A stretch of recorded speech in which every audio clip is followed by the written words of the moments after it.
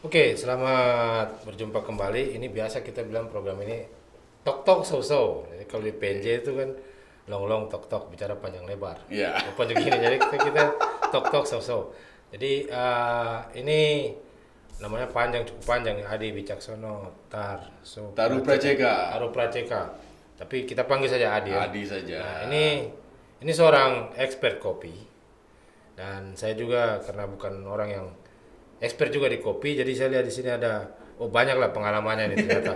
Eh, Sebagai orang pertama di ASEAN juga ya dapat apa ini apa grade Ya lumayan lah, paling mana nggak. pokoknya banyak lah ini pokoknya nanti kalian browsing saja karena tapi dia punya pengalaman cukup banyak di ASEAN, kemudian pernah sampai di Papua New Guinea juga. Eh, Hanya soal kopi saja. Taunya cuma kopi masalahnya. Kopi. Nah, ini besar di lahir dan besar di Bandung ya. Ya. Kumaha Damang ya. Alhamdulillah. Alhamdulillah. Jadi, nah dia nih datang ke Jayapura, ada training, ada satu kegiatan soal kopi. Jadi sama dinas koperasi ya, sama Yap. ada beberapa lembaga di sini mentraining komunitas-komunitas kopi untuk ya bagaimana mengelola kopi mereka. Kita tahu semua bahwa kopi Papua ini ya kalau kita sendiri dengan percaya diri bilang sangat apa ya kuat sekali, sangat hebat sekali lah, sangat ya macam seperti emas lah. Ada sangat enak juga rasanya, tapi pertanyaan apakah memang betul demikian? Oh, jadi ada di sini ada expert kopi yang sudah merasakan banyak kopi. Apakah kalau memang betul kopi kita Papua ini dalam kualitas yang cukup baik, pertanyaannya juga kenapa sulit untuk bertarung di peta perkopian di Indonesia ini sendiri bahkan belum kita bicara. Nah, eh, Bung Adi mungkin bisa jelaskan sudah 2 kali juga tuh ke Jayapura tuh. 2 kali. 2 kali. Jadi dengan soal kopi juga. Mhm. Nah, kira-kira sebagai expert kopi Mhm. itu melihat kopi Papua itu seperti apa ya? Kalau saya melihat kopi Papua itu seperti nah, apa ya? Kopi yang punya potensi yang sangat besar. Potensi sangat besar karena alam, karena lokasi, karena ketinggian. Eh, tapi sayangnya dia belum diolah dengan baik. Sekarang kalau buat saya kopi Papua itu seakan-akan sebuah permata yang Belum diasah ya. di satu sisi belum diasah, tapi di sisi lain dia kemungkinan terlalu banyak akan hilang kecantikannya karena orang membayangkan kecantikannya lebih dari situ. Oke. Orang memiliki ekspektasi sangat besar terhadap kopi Papua, tapi masalahnya kadang kopinya sendiri belum bisa memenuhi ekspektasi orang tersebut. Ini yang belum bisa dipenuhi ekspektasi soal apa? Jadi kalau kita ngomong kopi, kopi itu hasil alam. Ya. Namanya kita omong hasil alam itu tidak akan mungkin hasil alam itu selalu semua bagus.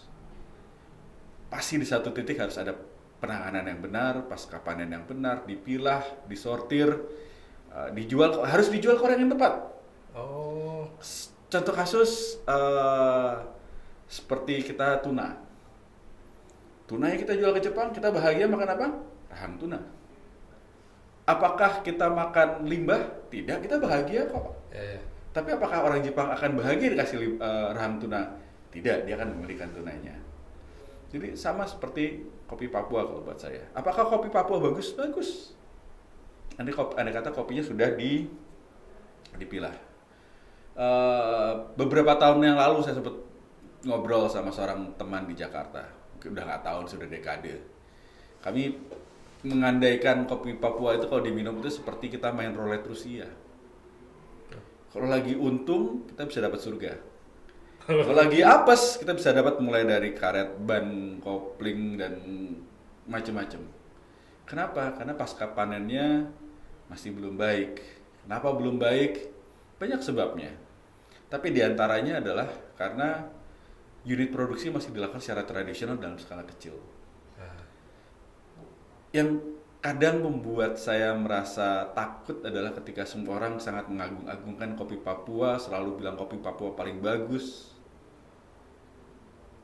Tapi kalau kita lihat data di luar, kita lihat bandingkan dengan apa yang diharapkan oleh orang terhadap kopi bagus saat ini, karena bagaimanapun juga selera berubah, standar Ya. naik. Ya, kopi Papua di satu titik cuma akan jadi cerita bahwa dia bagus. Karena ketika nanti orang coba, dan ini terjadi beberapa tahun yang lalu atau tahun lalu tadi ketemu dengan Ketua Kadin Jayapura, mereka membawa kopi ke luar negeri, orang di luar negeri sangat excited, sangat semangat melihat kopi Papua. Tapi begitu mencoba, mereka merasa bahwa, oh gini ya. Yang mereka rasakan tidak seperti yang mereka bayangkan. Dan buat saya itu bahaya. Jadi ini seperti kelihatannya hebat sekali, tapi sebenarnya Dalamnya nggak segitunya. Dan nggak segitunya itu bukan karena dia tidak bagus. Karena penanganannya belum serius. Andai kata ditangani dengan serius, dia bisa sangat bagus. Karena alam dan iklim yang dimiliki oleh pulau ini. Jadi kopi itu kalau mau kualitasnya bagus memang harus ditangani secara baik juga. Betul, sama seperti semua hal. Kita beli pisang. Apakah dari satu sisir itu akan semua bisa langsung dimakan? Tidak, kita harus pilih. Pilih ya. Apakah dari satu tandan itu semua bisa dimakan? Enggak, kadang harus dipilih, ini dimatengin dulu, ini tahan, ini. Sama dengan kopi. Nah, saya dengar juga kan Bung juga pernah sampai di PNJ ya. Betul. Ini kan satu pulau lah PNJ dan Betul. Papua. Jadi sebenarnya kalau kita bicara kopi ya tipikalnya sama ya, Papua dan PNJ. Tapi saya juga lihat bahwa kopi di PNJ memang dikemas juga dengan baik dan memang hasilnya juga ya cukup baik lah. Jadi kira-kira setelah 2 kali ke Jayapura, kemudian pernah ke PNJ berapa kali? 4 kali ya? 4 kali. 4 kali itu kira-kira apa perbedaannya? Perbedaannya satu hal, pemerintah mereka sadar bahwa mereka itu mendapatkan devisa besar dari kopi. Bahkan di satu titik, ya devisa paling besar mereka adalah kopi. Ketika mereka sadar devisa mereka besar, tentu mereka sangat serius di situ. Mereka membuat regulasi yang bagus, mereka membuat lembaga kontrol yang baik. Semua kopi yang akan keluar dari PNG pasti akan mereka cek. Ketika kopi sudah sampai ke area pelabuhan, mereka cek kualitasnya seperti yang ada di surat kontrak ekspor, tidak. Sesuai dengan standar negeri itu, tidak. Mereka bahkan berhasil membuat sebuah sistem traceability yang formatnya sederhana. Kalau kita di Indonesia kita ngomong traceability, pasti akan dikit-dikit blockchain, internet dan lain-lain. Yang mereka lakukan sederhana, mereka mensertifikasi prosesor, mensertifikasi pengumpul, eksportir, petani, kebun diklasifikasikan, dan setiap kali kopi itu bergerak dari petani ke prosesor, nanti akan ada sebuah dokumen yang akan menyertai kopi itu. Dan dokumen itu terus bergerak sampai akhirnya sampai ke eksportir. Ketika eksportir mau mengekspor, kopi-kopinya kan diaudit. Ini kamu dapat kopi dari mana saja. Andai kata eksportir tidak bisa menunjukkan bukti-bukti dokumen itu, mereka bisa didenda dan dipenjara. Ini serius sekali berarti PNJ. Tapi Kali. mungkin karena ya mereka punya regulasi yang cukup ini ya. Serius juga kalau mereka tahu itu. Nah, tapi kemudian kita bicara setelah kopi itu dipanen, kemudian dibawa. Ini saya juga lihat ada persoalan di pengemasan. Jadi pengemasannya juga masih sangat tradisional. Kemudian setelah pengemasan transportasi juga. Jadi kopi Papua ini ya pertama ya kita harus akui juga bahwa memang enak. Ya. Tapi ketika mau masuk pasar banyak keluhan mahal sekali. Setuju. Memang. Itu kira-kira bagaimana? Tapi gimana tidak mahal apabila kopi harus diangkat pakai pesawat dari satu desa ke desa lain? Tapi yang bikin saya bertanya-tanya adalah di PNG kasusnya sama. Mereka pun membutuhkan pesawat-pesawat misionaris untuk membawa kopi itu dari satu desa ke desa lain. Kenapa di sana bisa aman secara harga? Kenapa di kita seperti melonjak setengah mati? Itu saya nggak ngerti. Saya nggak tahu. Saya tidak punya datanya. Saya belum pernah lihat benar. Itu masih mengganggu saya di kepala. Kenapa kok bisa semahal itu? Lalu di sisi lain, kenapa kok di sana Di PNJ ini ya. kesannya bisa lebih mudah diatur? Kesannya ya. Saya nggak tahu juga. Saya kesana cuma tinggal 2 minggu, 3 minggu. Kalau PNJ memang PNJ kalau kita bandingkan mereka bisa mengontrol makan pinang. Kita di Papua tidak bisa Pak dikontrol makan pinang. Iya Jadi dan memang tidak mereka begitu punya begitu itu. saya masih lihat di Port Moresby orang masih makan pinang. Ya. Begitu ke pinggir lebih brutal lagi makan pinangnya. Walaupun saya belum ngerti sih makan pinang enak Tapi gimana ya. mereka tidak boleh jual pinang di tempat umum sekarang. Oh, Kalau di Papua kamu bisa ketemu orang jual pinang iya, di tempat. tadi di jalan di pasar Ya, banyak sekali. Kalau di PNJ sudah tidak bisa lagi. Iya. Tapi di PNG tidak ada warung Indomie. Tidak. Walaupun mereka Tapi mereka konsumsi jual Indomie Indomie. tinggi, Iya. konsumsi Indomie tinggi. Itu. Jadi memang PNJ apa ya mungkin ya mereka karena negara sendiri ya jadi mudah diatur. Kita kalau di Papua ya ada problem juga soal itu. Maksudnya karena rantai pemerintahnya juga terlalu jauh kan dari Mungkin. regulasi di Jakarta kemudian masuk ke provinsi masuk lagi ke kabupaten jadi agak sulit kalau saya lihat. Tapi ada satu hal yang mengganggu, ya bukan mengganggu, ya buat saya menarik adalah impresi pertama saya terhadap PNG ketika saya pergi adalah negara ini tidak aman. Kenapa saya bisa dapat impresi seperti itu? Karena ketika saya naik kendaraan umum, saya naik bis, saya pergi ke kota kecil, ke kampung, ke desa gitu. Waktu Mobilan- PNJ di mana? Pertama saya ke Port Moresby, kemudian saya ke Lae, kemudian saya ke Ayura, ke Goroka, Goroka ya. dan semua mobil itu rata-rata kaca depan itu pasti mereka kasih kayak teralis gitu. Teralis ya. Tokyo juga kan? Iya. Toko. Sementara kalau saya tanya teman-teman di sini gitu, di Papua kita kayak gitu nggak? Dulu tahun-tahun 80-an pertama saya ke sini tahun-tahun saya tahun 74 ya. Saya 78 ke sini. Itu masih begitu, hampir sama. Ya berarti itu sudah puluhan tahun yang lalu. Di PNJ masih sekarang seperti itu. Nah, kenapa di PNG masih seperti sekarang kita sudah tidak? Artinya secara teori dengan otak bodoh saya kita sebetulnya lebih aman. Ya. Lebih ya tidak ada apa ya rongrongan gangster-gangster atau rascal itu tidak akan tidak separah di sana. Mereka bilang raskul. Rascal. Raskul. Nah, kita lihat ya kopi-kopi nih. Kalau di Jayapura sudah putar-putar ya. Sudah Sedikit, mampir ke sedikit. kafe-kafe kopi-kopi. Itu tahun lalu, tahun ini saya belum. Tahun lalu saya sempat tempatnya yoga ke Kopi Juang, sempat ke tempatnya Bram yang di kakinya di ujungnya jembatan Multipop. Ya. Mana lagi? Ada beberapa tempat. Saya belum sempat ke tempatnya Yafet yang sekitar sini. Nah, Baru menurut dikit lah. Bung Ade itu mereka pengelolaan kafe mereka terutama pengelolaan kopinya itu apakah sudah ya dengan sesuai dengan standar yang memang seharusnya penjual kopi yang sudah jadi gitu ya. Kalau saya mencoba melihat semuanya dari sisi sederhana. Menghasilkan atau tidak. Ya. Karena kita bilang bahwa standarnya harus seperti anggap di Jakarta. Kalau orang tidak datang tidak beli, buat apa?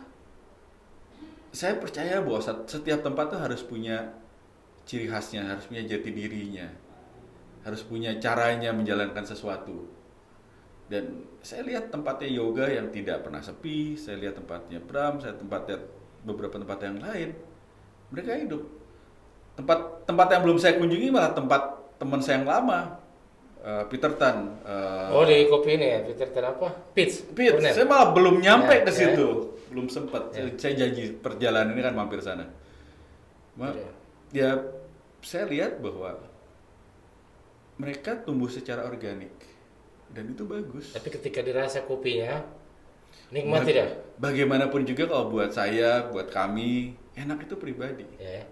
Saya cuma satu di antara sekian ratus orang mungkin datang ke situ. Kalau yang sekian ratus doyan, saya tidak doyan, ya itu masalah saya. Jadi tadi kita sempat bicara soal Vietnam. Vietnam ini kan kalau mau kita bilang kan ya pergerakan pembangunannya tuh jauh di belakang Indonesia lah dulu kan. Sekarang kalau kita lihat bahkan di sepak bola kita saya kalah. Tapi saya juga pernah saya belum pernah rasa kopi Vietnam sama. Tapi ketika saya pergi ke Australia karena anak istri saya di sana, terus mereka punya kopi Vietnam itu mereka di rumah. Jadi saya coba, ternyata enak sekali memang kopi Vietnam. Ya kalau kita bilang enak kan relatif ya. Tapi saya lihat bahwa mereka punya Apa kalau mereka lari tuh kencang sekali, istilahnya begitu soal Mhm. kopi nih, Mhm. sampai bisa ekspansi ke ini ya. Mhm. Nah itu kira-kira kita membandingkannya dengan Indonesia itu, ya saya lihat itu Indonesia juga agak lambat juga soal kopi ini. Padahal kopi ini sangat ya global sekali. Mhm. Nah itu kira-kira apa problemnya? Sebetulnya kenapa Vietnam bisa seperti itu? Karena pemerintahnya turun tangan. Yang pemerintah Indonesia tidak turun tangan. Pemerintah Indonesia turun tangan di semua hal. Terlalu banyak yang diturun tanganin. Sampai akhirnya bingung. Vietnam sangat fokus dalam artian bahwa mereka menggunakan, ini ceritanya saya dapat dari waktu itu jabatan beliau, salah satu pejabat di sana. Saya tanya kan, kenapa Vietnam bisa ekspansi sebesar itu untuk kopi.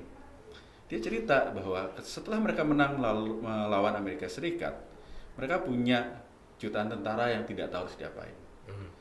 Akhirnya yang dilakukan adalah jutaan tentara ini diajari cara menanam kopi, mengelola kopi, dan mereka dikirim ke desa-desa untuk mengajari penduduk setempat menanam kopi. Kopi saja ya. Dan mulailah penanaman kopi di Vietnam. Lalu mereka sadar bahwa mereka bisa dapat devisa yang bagus dari kopi, dan mereka mulai sangat serius di situ, dan mereka fokus waktu itu untuk mengejar volume. Mereka tidak memikirkan kualitas, mereka mengejarnya volume. Mereka kemudian membuat sistem yang sangat bagus, sistem distribusi pupuk, sistem distribusi air, penampungan air, dan berhasil karena memang mereka sangat niat, sangat seperti apa ya? Saya beberapa tahun yang lalu diajak untuk jadi juri sebuah acara kopi di Buon Matot, di provinsi, salah satu provinsi penghasil robusta mereka. Itu yang buka acaranya menteri, dan menterinya itu sangat serius nanya ini kopi harus diapain dan lain-lain, dan ya melihat negara kita, ya menteri akan datang sih untuk buka, Ya, senyum-senyum, cuma buka saja, foto, pulang. Ini Memang menterinya sangat serius untuk Menteri pengen Koperasi tahu. lagi. Jangan, nanti temennya Adi nggak bahagia. Nah, mereka sadar bahwa ya oke, kita kejar produksi. Mereka bikin agar produktivitas pohonnya tinggi, pohonnya sehat. Mereka tidak ngejar kualitas rasa. Baru-baru ini saja mereka sadar bahwa oke, kita produksi sudah jadi nomor 2 di dunia. Yuk kita fokus dengan rasa. Mereka bereksperimen dengan pasca panen, mereka memperbaiki proses sortasi. Saya nggak kaget kalau di Itu satu titik proses sortasi itu maksudnya gimana? menyortir, karena bagaimanapun hasil alam kan ada yang bagus, Ya. ada yang jelek. Ya. Mereka kumpulkan yang bagus akan dijual ke orang ini dengan harga lebih mahal. Yang tidak terlalu bagus akan dijual ke orang ini, harganya mungkin lebih murah. Jadi, Nah di Papua ada tidak? Saya karena tidak terlalu apa. Tapi kalau dari cerita-cerita dan komunitas petani kopi, mereka lakukan itu tidak sortir itu. mereka lakukan. Lakukan. Tapi yang melakukan bukan petani, nanti yang akan melakukan adalah pembeli. Oh. Tadi saya baru dengar cerita, ada teman kami dari komunitas yang dibilang bahwa ya, kalau kita ngobrol soal petani kopi di Papua itu rentangnya sangat lebar. Dari orang yang sadar bahwa dibutuhkan usaha keras untuk bisa dapat produk yang bagus, sampai orang yang sadar bahwa mereka bisa dapat uang dengan bantuan pemerintah ketika ada pembagian bibit. Nanti ketika bibitnya sudah dapat duit, nanti bibitnya ditaruh aja nggak ditanam. Mereka sadar bahwa mereka bisa dapat duit dari situ. Tidak baik itu. Tidak baik, tapi ada orangnya. Karena ya sama seperti semua hal, alam kita tuh sangat ramah, sangat baik. Yang kadang membuat kita terlalu terlena. Kita merasa bahwa kita tidak usah bekerja keras pun kita bisa makan. Ya. Karena tidak usah bekerja keras, akhirnya kita bekerja asal. Kita tidak melihat bagaimana caranya untuk membuat produk kita jadi bagus. Itu yang kadang membuat kebun atau tempat produksi atau pabrik yang dipegang oleh orang luar, kualitasnya bisa lebih bagus, outputnya bisa lebih besar. Karena mereka bisa melihat bahwa kalau saya melakukan ini, dampaknya apa. Dan mereka punya proyeksi jangka panjang. Betul. Nah memang saya harus akui bahwa kita orang Papua ini ya belum bisa melihat itu sebagai apa produk jangka panjang. Ya. Jadi itulah saya biasa lihat juga tadi yang dibilang pemerintah kasih bibit kopi, yang mereka tanam, tapi karena lama kan, mereka tinggalin, mereka pergi tanam, ya yang biasa mereka makan sehari-hari, berjalan, segala Betul. macam itu. Kemudian tahun depannya pemerintah akan ngasih bibit Kasih lagi. Mangga, tanam Tanam mangga. lagi. Kasih ada bibit jagung, tanam Tanam jagung. lagi. Itu saya juga jadi bagaimana ya dengan pemerintah ini maksudnya. Ya mereka punya mimpi juga tapi tidak mendukung, tidak apa? Tidak mengedukasi juga jadi petaninya nih. Karena edukasi mahal. Saya kemarin sempat diminta membantu dinas di Jawa Barat. Awalnya saya bersemangat menggebu-gebu, tapi kemudian saya melihat bahwa kenapa ya kayaknya ngobrol sama orang dinas susah. Apa yang saya inginkan sama apa yang mereka harapkan tuh tidak pernah nyambung. Sampai akhirnya saya melihat satu pola bahwa sistem pelaporan mereka memang sangat kaku, tidak bisa dengan mudah berubah. Ketika anak buahnya setuju dengan konsepnya mau melakukan sesuatu, belum tentu atasannya mau. Ketika anak buah dan atasannya mau, sudah mulai jalan, atasannya diganti proyek lagi. Ya. Jadi best project ya, berbasis proyek juga. Betul. Tapi ya itulah problem pemerintah juga. Cuma saya masih optimis juga dengan soal apa kopi Papua nih. Cuma memang kita orang Papua ini memang harus ada diubah sih. Jadi soal etos kerja, kemudian harus sabar gitu. Betul. Jadi kemudian yang harus belajar banyak. Saya selalu bilang, ini saya kerja di sini juga banyak kita punya anak Papua. Jadi saya bilang kamu jangan seperti orang yang main gitar baru bisa 3 grip, tapi kamu main musik metal tidak bisa. Kamu kalau gitar 3 grip ya kamu main lagu-lagu gereja saja atau lagu pop kan. Nah kadang-kadang kita orang Papua juga begitu. Itu mungkin juga tadi soal kopi. Kita selalu dia memberikan ekspektasi yang luas sekali ya, besar sekali, tapi ternyata tidak sampai segitu. Dan tidak itu sih, seringkali ada satu fakta menarik yang membuat saya bingung juga. Kalau kita lihat dari tahun 2010-an, dana yang sudah digelontorkan untuk memperbaiki kualitas kopi dan manusia kopi di Papua itu sudah sangat besar. Dan dana itu mulai dari donor-donor besar seperti USAID, AusAid dan Sekarang lain-lain. ini apa? Coffee green apa? Banyak lah, Ya. banyak sekali. Cuma pertanyaan saya, terus outputnya apa? Ini sama dengan coklat. Dulu sebelum kopi booming itu coklat. Sama juga akhirnya endingnya. Seperti dulu sebelum coklat juga sapi dulu maksudnya. Jadi ya itu mungkin kita harus lihat problem dari pemerintah juga ya. Mereka tidak berkesinambungan juga. Tapi saya lihat selalu ada masalah pada pemasaran. Jadi yang kasih bibit, kasih ini semua, kemudian masyarakat ini, tapi masyarakat kemudian tidak tahu ini mau dijual kemana. Nah, Itu. ini tadi ada diskusi menarik di tadi sore gitu loh. Kita selalu takut dengan pemasaran. Kita selalu berpikir bahwa ayo semua kita ekspor dan lain-lain. Tapi kita tidak sadar bahwa sebetulnya konsumsi internal kita saja sudah cukup kok untuk mendukung itu. Ya. Tadi kami sore iseng hitung berandai-andai, andai kata semua kopi yang dikonsumsi di Papua itu adalah kopi Papua. Dikonsumsi di Papua dalam artian mulai dari kantor pemerintahan, hotel-hotel, di tentara, di mana-mana. Pokoknya semua orang yang minum kopi Papua itu harus minum kopi Papua. Kopi Papua aja nggak cukup buat memenuhi kebutuhan Papua. Ini kemarin di PON malah tidak ada. Maksudnya di PON itu sebenarnya sudah ada semangat untuk itu juga. Artinya cendera mata terus semua hotel menyediakan PON Papua. Tapi ketika saya kerja di media center, saya mau cari kopi, nah kopinya kopi kapal api semua kan. Ada satu cerita lucu soal PON. Ya, ini saya cuma dengar sekilas ya. Saya nggak tahu bener atau enggak dan lain-lain. Ada seorang teman yang dia ceritanya mikir, udahlah mau ikutan pitching buat kopi Papua. Dia bikin budget, dia bikin mock up dan lain-lain. Dan dia waktu itu ngitungnya adalah dia akan beli kopi dari Papua, dia akan kirim mesin sangrai ke Papua, dia akan ajar orang Papua untuk menyangrai, bawa packaging dan lain-lain. Nanti setelah PON selesai, setelah project ini beres, semua akan ditinggal. Tinggal di sini. Ya. Terus nggak menang, nggak menang secara kontrak, dia nggak menang. Tapi saya memang tidak lihat kopi Papua begitu ini di dalam PON ya. Padahal dalam desain PON itu ada, tapi tidak terlalu masif juga. Yang saya tahu ada sih dengan muka seorang pejabat di pulau ini. Ya mungkin juga ya, tapi itu yang saya bilang karena saya saya tidak lihat, makanya saya bilang tidak ada. Iya. Mungkin pas pembukaan saja lah. Betul. Pembukaan kemudian ada pohon ini ada supaya ditunjukkan bahwa ada lah. Tapi sebenarnya tidak. Ya ini nasibnya sama dengan Noken. Tapi mungkin satu hal sih yang membuat itu bisa terjadi. Kayak kita selalu ngomong, oke, kita punya barang, kita mau ekspor dan lain-lain. Tapi begitu ada yang tanya, oke, saya butuh 1 kontainer, ada barang nggak? Itu tidak Nggak ada. ada. Ya saya itu berapa kali juga begitu.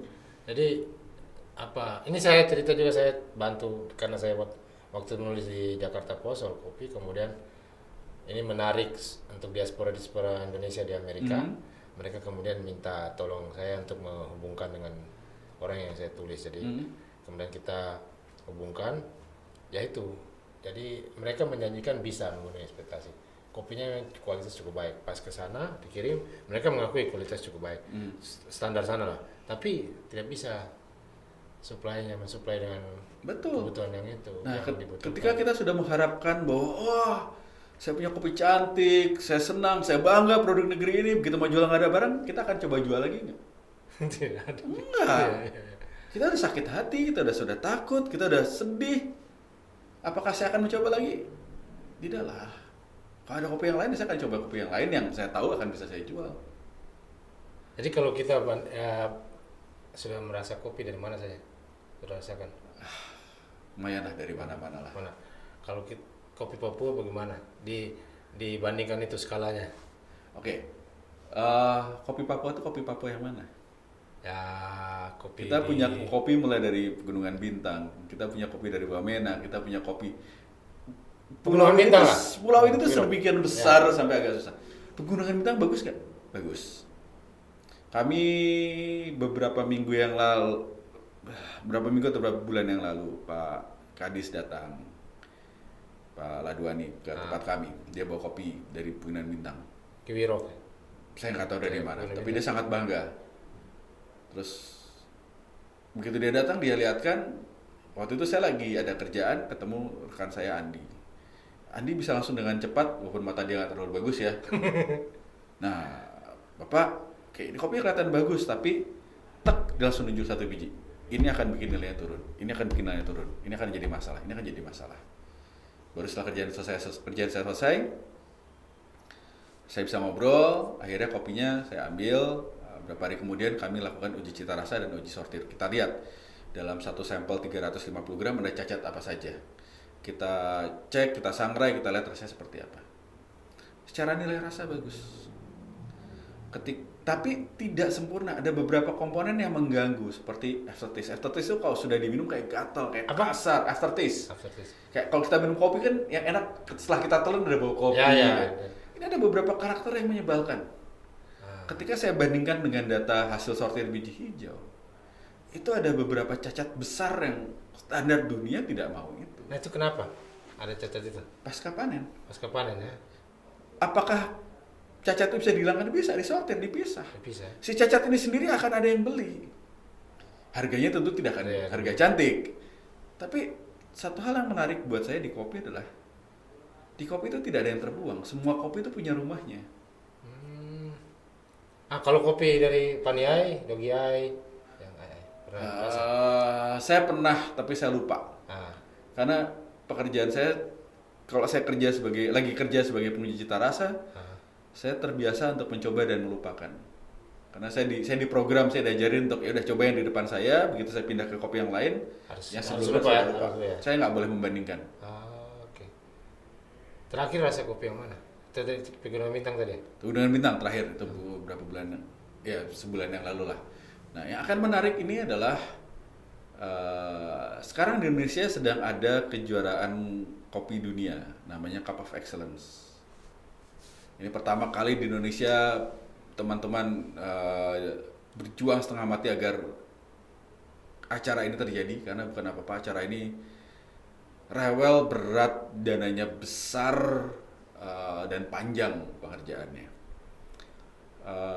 Ada cukup banyak kopi dikirim ke panitia, ada 1 dari Papua.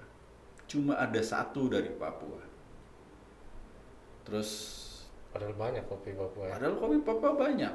Padahal yang diminta tidak banyak untuk karena ini pertandingan pertama cuma diminta 250 kilo untuk jadi Kopi Papua diminta 250 Cuma kilo. 250 kilo. Jadi syaratnya pertama adalah orang akan kirim 2 kilo. 2 kilo dilihat secara fisik. Ya. Begitu oke, diuji cita rasa oleh juri lokal dan juri internasional. Begitu dia masuk dia lolos fase itu, fase penyisihan, kopi ini diminta dikirim ke gudang panitia. Jadi semua kopi yang akan diikutkan itu dimasukkan dalam satu gudang. Udah. Itu cuma diminta 250 kilo.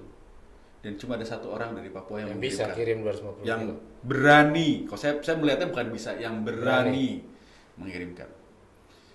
Kopinya bagus, tapi sayangnya ada yang lebih bagus. Jadi dia tidak bisa lolos ke babak internasional. Babak internasional itu dari 100 sekian sampel dipilih hanya sekitar 24. Dia sudah masuk ke fase nasional. Jadi udah lebih dari 60 besar ke atas sudah dapat dia.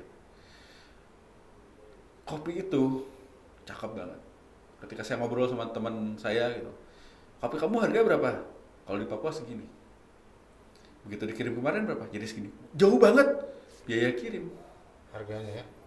Padahal dia udah kirim dengan ekspedisi. Jadi ya memang harganya akhirnya mahal. harganya jadi mahal. Tapi masih masuk akal. Kenapa? Karena kualitasnya bagus. Ya kalau kualitas bagus, harga berapapun tetap ini ya. Betul. Ya. Walaupun tetap saja kalau kita lihat, saya jadi pemilik tempat sangrai, pemilik kafe, tetap ada batasan yang bisa diserap. Karena setelah disangrai kan akan volume menyusut. Nanti ketika jadi kafe akan ada yang terbuang. Di akhir hari, ya kalau kopi terlalu mahal, secantik apapun di akhir hari orang kan bertanya-tanya kenapa saya harus beli. Jadi kalau kita lihat lagi, kita tinjau kembali soal kopi Papua, tadi kita sudah bicara di awal bahwa ini sebenarnya saya suka, saya tadi bilang ekspektasi terlalu besar. Jadi selama ini karena saya tinggal Papua, saya juga kadang-kadang hidup dalam, ini kopi Papua hebat sekali, enak sekali. Jadi kalau kawan-kawan tanya segala macam, saya pasti bilang begitu. Tapi kan saya baru dengar bahwa ternyata ekspektasi kita terlalu besar. Tapi itu tidak hanya di Papua kok. Ya. Itu terjadi juga di Aceh, itu terjadi juga di Jawa Barat. Itu adalah suatu hal yang sering terjadi di daerah penghasil. Di satu sisi saya melihatnya itu sebagai sebuah kebanggaan terhadap produk yang kita miliki. Dan itu bagus. Tapi di sisi lain kadang kebanggaan ini bisa sedemikian menyilaukannya sampai akhirnya Kita lupa juga ya kita dengan apa terlupa. yang harus kita lakukan dengan produk itu. Betul. Bahwa selera itu berbeda. Itu satu hal yang kami sangat yakini. Bahwa semua kopi akan ada rumahnya, itu kami sangat yakini juga. Tapi di akhir hari akan sulit kita bilang bahwa produk kita itu paling bagus atau enak sekali kalau kita belum pernah mencoba kopi dari daerah lain. Kayak teman-teman waktu itu ada satu daerah penghasil Sumatera, mereka bilang kopi kita terbaik di dunia. Bang, pernah minum kopi dari provinsi sebelah? Enggak. Buat apa? Kopi saya terbaik di dunia. Ya jangan bilang terbaik kalau yang provinsi sebelah aja belum coba gitu loh. Tapi ini mungkin terakhir ya. Kan datang ke sini ada apa? Training ya. Itu training apa? Terus kemudian kan yang di training juga komunitas. Kira-kira ada sesuatu yang baru tidak dari komunitas ini? Jadi kami 2 kali ke Papua tuh kami bikin program pelatihan yang sebenarnya saling berkaitan. Tahun lalu kami datang, fokus kami adalah ke soal kemampuan merasa dan bercerita soal bau. Yang sekarang kami fokusnya adalah ke bagaimana caranya menyortir, membuat laporan, mengenal kenapa sih harus disortir, kayak obrolan kita tadi, kenapa sih harus disortir. Kita ajak teman-teman untuk melihat ini loh alasannya kenapa harus disortir. Ini loh kacamata dunia terhadap kopi bagus seperti ini. Dan selain itu kami mengajak teman-teman untuk belajar menyangrai juga. Fokus awalnya adalah belajar menyangrai khusus untuk sortir tersebut. Tapi kami ngajak teman-teman untuk bermain, untuk melihat ketika kita punya kopi berpotensi, bagaimana membuat potensinya lebih baik. Dan yang saya suka, yang buat saya menarik dari pelatihan ini adalah selain teman-teman yang ikut itu dari komunitas, ada seorang ibu yang bekerja di dinas, Hmm. diikutkan pelatihannya. Dan dia salah satu orang yang buat saya paling menakjubkan karena ikut pelatihan, ngobrol, sangat semangat. Dan tahu ada satu sore dia bilang, iya Pak ya, melihat ini semestinya kita jangan fokus ekspor dulu, kita benahi dulu yang di dalam. Ya, ya. Karena kalau kita ekspor kualitas masih berantakan, orang kecewa, orang nggak akan melihat kopi Papua lagi. Ini belum soal kualitas, yang kuantitas juga belum cukup, Betul. belum sanggup kan? Betul, dan saya dan beberapa teman kami memiliki pengalaman buruk lah dengan teman-teman orang dinas. Hmm. Karena seringkali mereka ikut pelatihan karena disuruh atasan atau Ya, karena mereka mengajar poin untuk gaji dan lain-lain, sehingga banyak teman-teman atau orang-orang dinas yang ikut pelatihan tidak antusias. Mereka datang pagi, terus main handphone, nanti pulang cepat dan lain-lain. Tapi ibu ini, aduh, andai kata semua orang dinas bisa seperti beliau, negara kita akan maju sekali. Oke, ini satu hal yang menurut saya juga saya lihat seperti kopi ini sebenarnya di beberapa daerah juga bisa menjadi apa peredam konflik ya. Peredam konflik tidak cuma di beberapa daerah, di beberapa negara. Ya. Kopi digunakan oleh kerajaan Thailand untuk meredam peredaran narkoba. Daerah yang tadinya menanam opium, mereka kemudian rubah jadi menanam kopi. Kopi digunakan oleh pemerintah Kolombia untuk mengurangi separatisme dari FARC. Kopi, saya tahu di beberapa daerah di Jawa Barat berdasarkan cerita seorang teman bahwa kopi pun dipakai untuk mengontrol beberapa gerakan agama keras. Ya.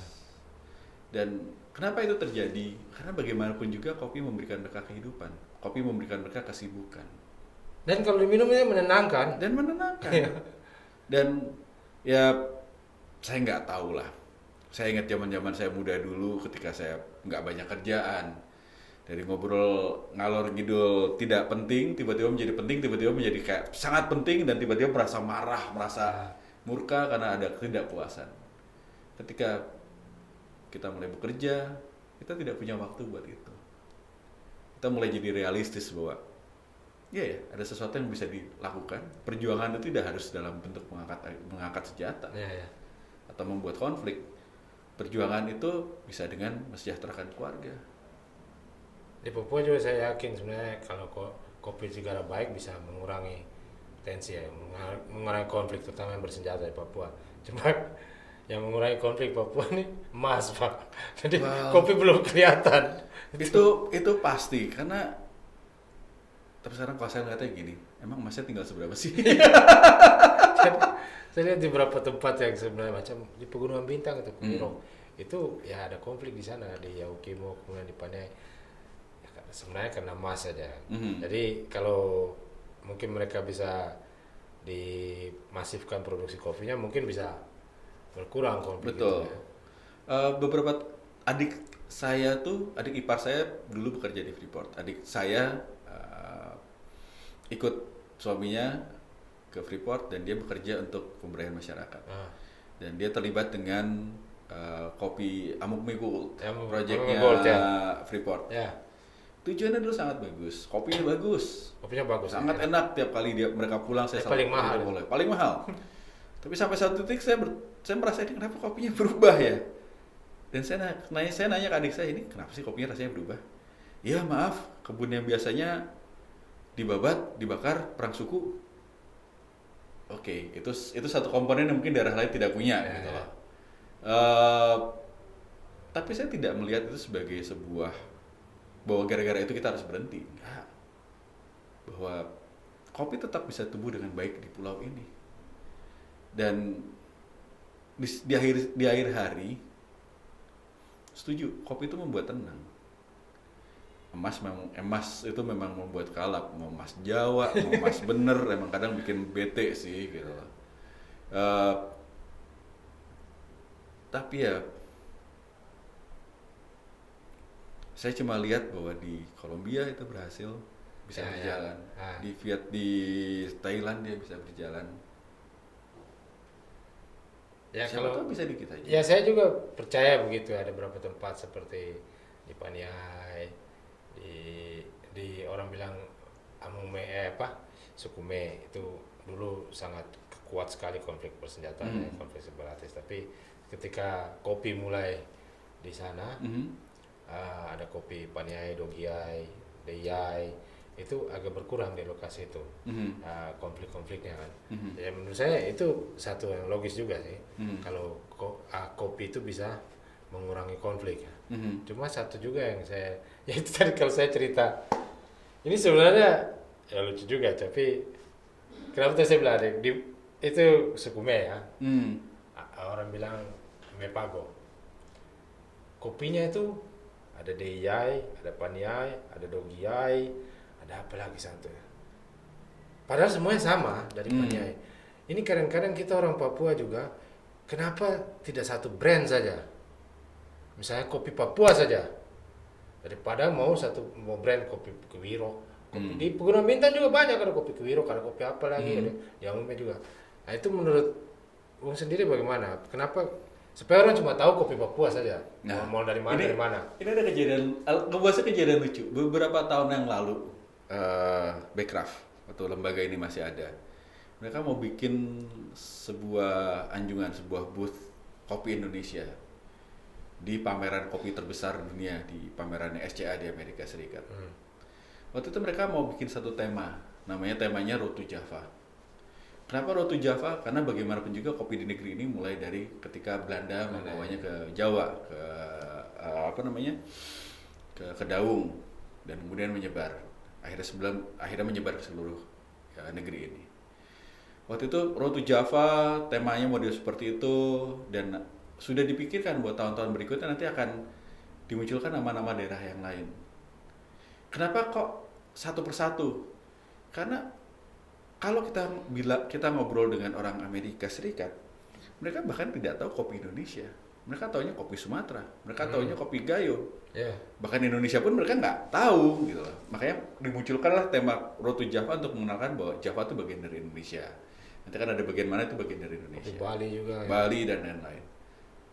Belum sampai itu berjalan, ada teman-teman dari satu daerah protes. Kenapa cuma Jawa? Daerah kami bikin kopi lebih bagus gitu-gitu. Dan tidak bisa diyakinkan bahwa enggak, ini tuh akan jadi rangkaian. Storyline-nya akan seperti ini dan lain-lain. Dan padahal di dalam booth itu nanti ya teman-teman dari daerah ini akan ada pojoknya sendiri, akan ada mejanya sendiri. Mereka bisa bercerita soal kopinya. Ya itulah yang terjadi di Papua. Jadi saya kira itu juga masalah. Kenapa Papua tidak bisa maju begitu cepat, karena ada yang tadi ya, ada ada persaingan juga yang sebenarnya tidak positif lah. Kalau persaingan yang untuk positif tidak apa-apa, tapi ini ketika ada padahal satu tempat ini semua, tapi kemudian ada kopi Dogiai, Deyai, Paniai, apalagi semua. Nah itu membuat orang juga akhirnya tidak tahu kopi Papua itu. Tahu saya kopi Papua, tapi ketika banyak muncul itu. Nah ini menurut saya masalah juga yang harus dipecahkan. Sebetulnya kalau persaingan yang membuat kualitas lebih baik, positif ya, bisa dibuat positif banget. Nah, tapi ini kualitasnya tidak membaik, cuma akhirnya ya ini kan kita bilang akhirnya kesukuan itu. Ini problem kita di Papua juga begitu. Tadi soal training tadi ya, itu training yang diberikan tadi soal cita rasa, kemudian apa? Jadi training pertama itu kita berkenalan dengan bukan cita rasa, kita kenalan dengan kemampuan kita merasa. Kita kenalan dengan sensitivitas kita terhadap rasa asin, manis, asam, pahit. Di kopi itu? Kita waktu itu pakai air. Karena bukan apa-apa. Itu rasa dasar yang akan bisa diaplikasikan ke semua komoditas. Kemudian ketika kita jualan kopi kan kita harus bisa bercerita kopi ini baunya apa. Kami tahun lalu bikin pelatihan juga, kita mengajak teman-teman untuk mengenali bau ini, mendeskripsikannya, sehingga mereka bisa bercerita soal kopi mereka. Nah, tahun ini kami datang, temanya adalah yuk kita perbaiki kualitas dasar. Kita harus sadar bahwa ada satu standar di dunia yang harus kita ikuti untuk kopi. Kita belajar dari sisi dasar, kita lihat dari sisi kualitas biji hijaunya dulu, kualitas bahan mentahnya dulu. Lalu setelah itu kita belajar mengolahnya sedikit.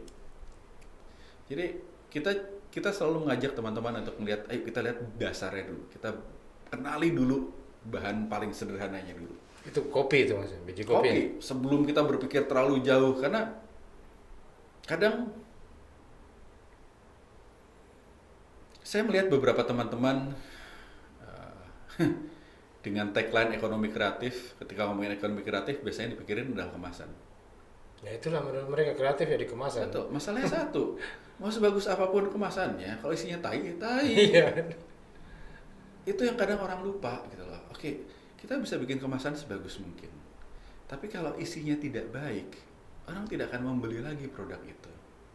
Sebenarnya di sisi lain, kalau kemasannya biasa aja, harganya terjangkau, rasanya enak, orang kan beli itu berulang kali. Contoh kasus, kopi kapal api. Ya. Kemasan dia tidak ada bagus-bagusnya. Ya, ada dari dulu sampai sekarang mungkin aja dari saya. Betul.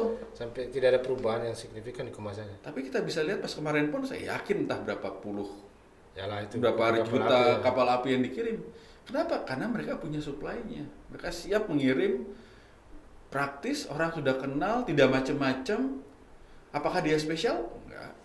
Tidak Tapi juga. apakah dia menyenangkan untuk diminum untuk teman kerja bengong? Mudah juga. Cukuplah. Oke, terima kasih. Sama-sama. Saya sudah pencerahan juga. Moga-moga nanti yang nonton ini juga mendapatkan pencerahan soal kopi. Kita mau kopi Papua ini sebenarnya tidak perlu menjadi kopi terbaik lah, tapi bisa memberikan hasil, manfaat untuk Betul. petaninya sendiri. Ya. Harapan saya cuma satu, kopi Papua harus bisa menghidupi orang Papua. Ya itu dia, itu juga harapan saya. Jadi tidak perlu lah kita muluk-muluk mau jadi kopi terbaik di dunia ke apa, tapi kita bisa dapat manfaat, terutama manfaat ekonomi. Betul. Manfaat lain dari belakang lah. Oke, terima kasih. Sama-sama. Ya.